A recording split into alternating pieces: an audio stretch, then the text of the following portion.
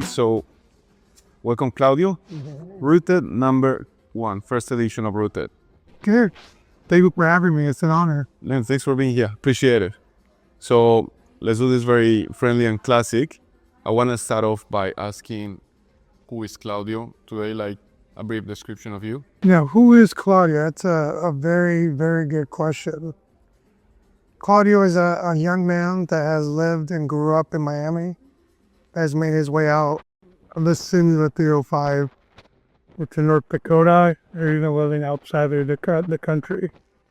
And so Claudio is also a man that experienced a lot overseas, and the good and the bad. So you can say I'm more of a guy who's pretty much experienced a lot. Nice, man. What would you say, like, how was growing up in Miami? Like, how was that experience, or anything in particular that you say was important during that first? Yeah, I mean, for me, grew up in Miami was like normal, like Latin people speaking Spanish to each other and Latin culture. But I noticed when I, lived outside of Miami, it's totally different, Yeah. So Miami's like very unique in that way of the Latin culture. So Yeah. Like, did you always speak Spanish, or was it in your family, or what did you started like? no, so actually this is kind of weird, but my first language is English actually. Yeah. Spoken language. Because I had a learning disability. Oh, really? Just for my language. So I couldn't speak to the age of 6 actually. So I'm gonna have to take me to speech therapy to kind of, get me to talk, and then Spanish was my second language. Right. So, but English is my first spoken language. Oh, man. Very important, I think, in my opinion, because as a person that recently came to Miami, how does Miami look compared to when you were growing up? Like, has it changed a lot? Oh yeah, Miami has changed tremendously. I think in the beginning, growing up, especially in the 90s, Miami was like, it's still a small city, but developing city. Yeah. And it was kind of like that city that resembles like the American dream in some way. It's just a city and you can come and work hard and achieve the American dream, Yep. And also be comfortable because there's other Latin people that can speak the same language. And there's kind of like this, hey, I know what you're going through type of deal, Yeah. So yeah, for me, it's, it's come a long way. Yeah. I mean, now, obviously, since the pandemic, like we're starting to see a huge influx of people moving from New York, LA, Chicago, and really loving that culture that Miami is all about. Mm-hmm. So how would you say, like, the city shaped you, like, who you are today? yeah, the city has shaped me in terms of that there's pride being a Latin person or a Latin American person. We're Hispanic, Yeah. There's a pride knowing that, hey, like we really work hard because of our parents and our great-grandparents. And Miami has been that, in the very core of it. Obviously, we look back, with the influx of Cuban people, in the early 1900s, running, the dictatorship from Cuba, and start seeing similar stuff that's happening in other countries in Central South America. Obviously, Venezuela, Yeah. that's another, situation. 8 million people migrated from 2014 and 12, like That's incredible. so it's a lot of like shaping and people understanding each other, Yeah. and so yeah, that makes sense. Yeah. Absolutely, because I think you mentioned to me, like, your heritage, like when you were telling me the story about the hack, it was your grandfather, right? Yes. So my grandfather, he passed away about 4 years ago now, but he was a cowboy actually in Honduras. So there's actually a region in north of Honduras called Lancho, which we call the Cowboy County of Honduras. So everyone has a cowboy hat, a pistol, right? Everyone can see it, and their cowboy boots. Well, I would have never thought, like, from Honduras, like, this cowboy source from there, It is, and my grandpa's an amazing man, hardworking, did a lot of farming, and also served his country in the military. So Yeah. The U.S. yeah. Well, Honduras. Honduras? Yeah. So amazing dude, amazing guy. Miss him. But the reason why I wear this hat is just to remember him and carry on his legacy. Cool, man. Thanks for sharing that. So then I would like to get into Golden Bush, right? So when was Golden Bush born, and how was like the initial idea of founding Golden Bush? So Golden Bush went through a long journey. It started with an idea. So I just got kicked out from college, and a crazy miracle happened. Like I wrote an appeal letter, like to like the college I was attending. Like, hey, I made a big mistake. I want to take my education seriously. You know, obviously in an appeal letter, like, can you please give me a second chance? You know, like I'm willing to change Yeah. to get my degree, or, you know, pursue my degree and make it right. In one sense, I had like this, I guess you can call it spiritual moment with God, like, you know, like, hey, God, like, help me. Yeah. I need your help. And I remember I was playing college football, had a full ride scholarship, had everything, and I got taken away all of it because of stupid mistakes I made. So the miracle happened. God answered my prayers. I got let back into the school. Right. But by doing that, I had to go do an internship, which my mentor recommended. I needed to do something that's out of my comfort zone, you know? And that was living overseas. So I worked under a guy named Tony Sebastian. He was a cafe owner of iHeart Cafe in Thessaloniki, Greece. Greece. Yeah. So it was like 4 hours north of Athens. And to kind of give you context what Greece is considered the gateway to Europe. So a lot of individuals from Africa, the Middle East, Southeast Asia will go through Greece to pursue the European dream. Similar to what we have in the Mexican border, right? And so his cafe is Thessaloniki. I walk into his cafe and all I see was all these individuals from these countries and continents having a positive connection over a cup of coffee. I was like, wow. And these individuals have different backgrounds. They speak different languages, different religions, different perspective in life, but they were still having a positive connection over a cup of coffee. So that image like impacted me. That coffee could bring people together. And so that was like that moment the seed was planted, like, oh wow, I think I could do something in coffee. So obviously I went back to North Dakota where I was playing college football, and I was learning everything I can about coffee. My big brother was getting into specialty coffee too, and we were learning everything. Getting coffee from Intelligentsia, Spy House, all these big time roasters in those early 2010s, you know. And so when I got back to school, I graduated, you know, finished strong. I did right by my actions and moved to Wyoming, and I had a tough time in terms of like financially. I still wanted to do this coffee thing, but I needed to also pay off my school debt. So I moved to Los Angeles, which was the stupidest mistake I ever made.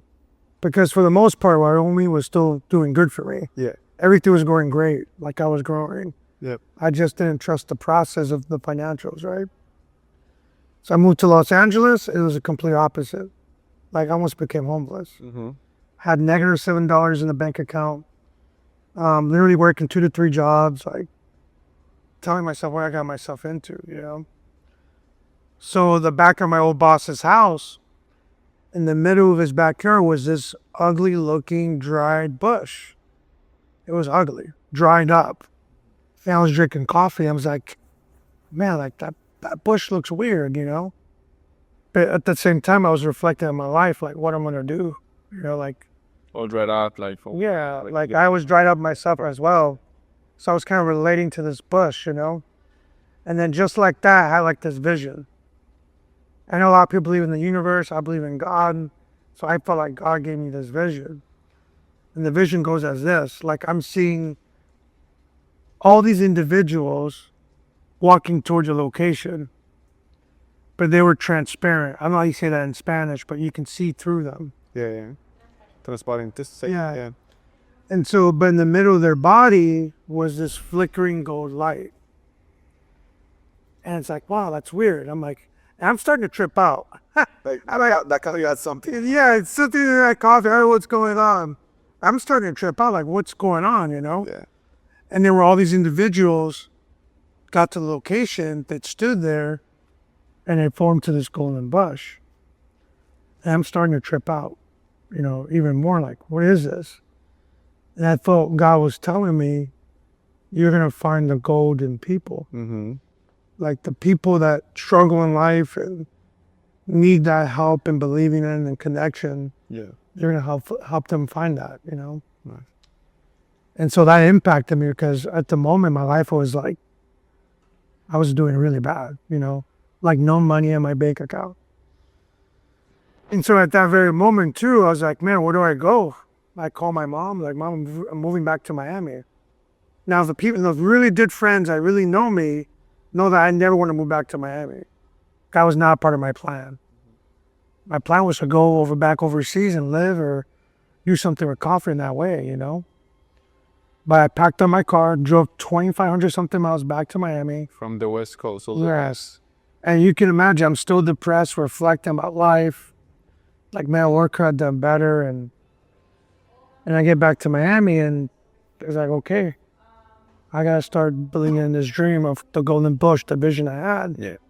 That's where the name came to be, Golden Bush Coffee. Oh. So that was probably 2017. And so obviously I knew at that moment, I knew where it was going to be, but I dedicated myself to the art of coffee, like really making a career in coffee. Now I was a barista back in 2011. So I had an experience like in coffee, so to speak, but taking it seriously and making a career to the vision I want Golden Bush to be, that's when I started my, my introduction to coffee. And obviously I worked at All Days, which was a coffee shop that was named Best Cafe by New York Times. They went to Threefold Cafe, which was an amazing experience, where Nick and Teresa that showed me how you should lead a cafe. Yeah. Or how to be good to, your staff and be, good people that work hard for your employees, And that I learned a lot. And eventually I wanted to get paid more, so I got into consulting. I felt comfortable learning about a coffee program and giving like advice. And eventually I wanted to make more money, so I got into corporate coffee. So I was the training director for the Southeast region for Lavazza. So I was in charge of 1,600 accounts. Well, so training them and helping them do coffee better and under the Lavazza umbrella. So the Hard Rock hotels, Atlantis in the Bahamas, like I was literally helping these big multi-million billion-dollar companies, Mm-hmm. And then eventually I got myself into, green coffee, which is now it's my favorite thing to do, which is, selling these raw product and origin to roasters all across the country. So my experience from being a barista to trainer consulting to green coffee tree has prepared me to what Golden Bush is at now, which is a full-on roastery, wholesale program, and consulting agency company. So, Love that. The whole transition. So, after all these, specifically, has Golden Bush, like, would you say in a couple words, what has Golden Bush taught yourself, like, this whole process from Golden Bush? It's a good question. I think Golden Bush has taught me to believe. Yeah. I think people think being an entrepreneur is easy. It's not easy at all. It's very hard, like Golden Bush has all my life savings in it. So that was a big, like, jump, sacrificing everything to make this vision I got back in LA to a dream and to now I'm doing it. And so Golden Bush has taught me to believe, like, hey, you can do it. Yeah.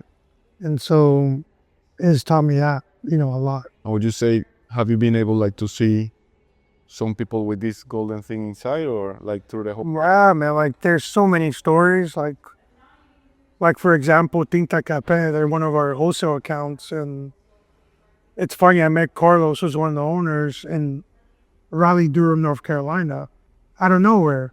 Like the coincidence of that, like that was not going to happen until I saw him. He looked familiar, And he was doing some work for a friend of mine that we sold green coffee with too. And just meeting him and getting to know his story, it just started as pure relationship. But he always wanted to get into specialty coffee. Like he loved it, like good quality coffee. And he's like this well-known cafe in Miami, Correct, yeah. Big like brand. you got big brand, won the Michelin awards, and all the apples, like very top-notch cafe. If you haven't been there, you should go. It's amazing. But the coffee program kind of lacked, but Carlos wanted to like really take it to a whole nother level. So he was being vulnerable to me, like what we should do and this and that. And I pretty much took what he wanted to do and believed in him. That gold, right? Like yeah, cause we can do it, you can do it. Cause at the end of the day, I'm just a roaster, right? Yeah, correct. I'm just providing the quality beans, giving my advice, and believing in my accounts, And at the time, they were selling my coffee, but I was investing into his vision. That he not only does great food, Yeah. but they could do good coffee at the same time. And imagine, like, from going from Cuban coffee to specialty coffee, that's like literally like That's a big step. that's a massive step. Yeah. Because the coffee quality is big, it's different. You can taste the difference for sure, but it was a risk that he had to take, and he did. He believed in the process. I believed in him, obviously, and it just took it to another level. Like recently, there was this famous chef called Thomas Keller. If you don't know him, he's one of the most awarded chefs in the world. He has a 3 Michelin star restaurant in California. I think it's called the French Laundry. Okay. And Larry came to Tita and said one of the best espressos he ever had. And he would say, I want an espresso with no sugar. And that kind of like, okay, yeah, Yeah, you already know. he already knows that this coffee is good. And so seeing that whole process, like, man, like believing in people, believing that there's going what they want to do in life. And obviously it elevated Carlos' confidence, not only as an owner, but as a person that he feels proud Of course. the coffee program is doing. The So whole story, the background, how it happened, all that. exactly. So, So and knowing that you came all the way back to Miami, even if it was never your plan, ever since you came back, what do you think Miami has given you? man, Miami has given me I believe what Miami has given me is this persevering spirit, Yeah. Just because, it's hard being Miami. It's Correct. sometimes it oozes out luxury, Yeah, because at the same time, I had to ask, what has it taken from you? Like, what has it given to you and what has it taken away from you? Yeah, it's taken away passion sometimes. Yeah. It's taken away love, Yeah. But it also has given me the persevering spirit Mm-hmm. to fight for that love, fight for that passion, Can relate. And, and believe in what you do can really impact the communities I'm trying to serve, And, like Miami, again, like it's full of luxury. It's like this facade, like people put this fake, and it's like, no, like we all struggle. We all have Yeah. our issues, but it should never cost you to reach the passion and dreams you have and working for that, Yeah, I totally can relate to that, man. So especially, the city of Miami is built by immigrants, Mm-hmm. Cubans, obviously, Venezuelans, Yeah. Colombian or Hondurans, and so we need to, get back to that fighting spirit of persevering and fighting for what we love, Yeah. what we want to do, because our family, our dads and grandparents have fought that for us, Where do you feel most yourself in this city? Any specific area, place? Man, I think North Miami. Yeah. That's like my favorite part of the city. It's not luxury. It's not anything. It's very simple neighborhoods, but it just keeps me mellow, and I feel like the most peaceful when I'm there. Right. So what does home right now mean to you, or how would you describe like home? Would you describe Miami as part of it or as fully, or how would you describe that? No, it's for me. Home is not the location. I know a lot of people will say that, which is fine too. Wherever you feel comfortable in location-wise, you can be home for you. But for me, home is my friends and my family. Yeah. To me, that's home. With the loved ones that believe in me and I believe in them, and we, are this unit, and to me, that's why I feel home. Yeah. So looking back all the way, what would you tell the Claudio that started the journey? Oh man, that's a good question. Yeah, Claudio, there's gold in you, man. Yeah. That you just gotta reach a little deeper. You gotta believe in yourself, but also surround yourself with people that's gonna believe in your vision. Yeah. That's what I would tell Thanks. a younger Claudio. Appreciate it, man. That's all. I really appreciate it. Thank you very much for being part of this, man. I have this vision as well of this project since a long time ago, because the main thing is also to get deeper and like properly know someone, Like I think this is what it allows to pause in this rush life that we live here in Miami, like get to know each other better. No, of course, of course. I mean, years of doing great stuff, and there's so many people out there that like their stories need to be told, and yeah, Yeah, man. I love it. Thank you for having me. Thank you, man.